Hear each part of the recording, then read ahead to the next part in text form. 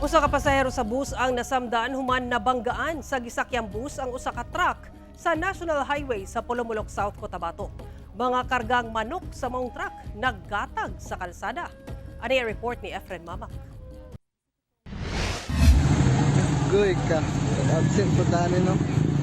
Nag-iyahay na sa paggawas gikan sa mga crate kini mga manok human kini naggatag sa National Highway sa Barangay Siluway 8, Polomolok, South Cotabato pasado alauna sa hapon adlawng Lunes. Mga karga diay kini sa delivery truck nga nabanggaan sa nagsunod nga pampasahirong bus. Sa kakusog sa impact, nabalintong gayud ang maong truck ug guba sab kaayo ang unahang bahin sa maong bus. Swerteng luwas ang 28 anyos nga lalaking driver sa maong truck, lakip na ang 52 anyos nga lalaking driver sa maong bus. Apan, samdan ang usa ka 28 anyos nga babae kinsa usa sa pipila ka mga pasahero sa maong bus. Hinuon ana kini sa luwas nga kahimtang human mapatambalan. Matod sa Polomolok Municipal Police, gilatas sa truck ug bus ang susamang direksyon kung asa naguna ang truck ug nagsunod ang bus. Apan, kalit matud pa nga miliko pawala sa usa ka intersection sa maong lugar ang truck ug didto na kini nabanggaan sa bus.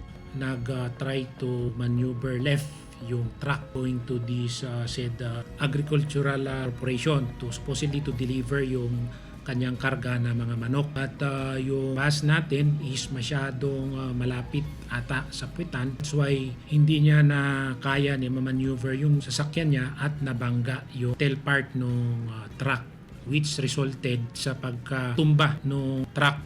Dugang sa kapulisan nga saysay sa driver sa bus. Una ang insidente, mupadulong unta patuo ang bus aron dili unta mabangga sa truck.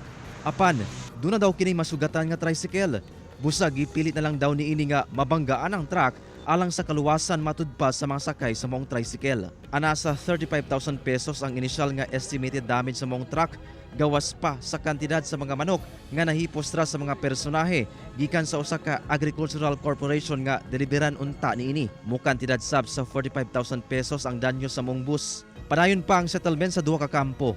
Ginasulayan pa sa GMA Regional TV 1 Mindanao nga makuha og pahayag ang driver sa truck ug bus. Kauban si Bong Vicencio, Efren Mamak, 1 Mindanao.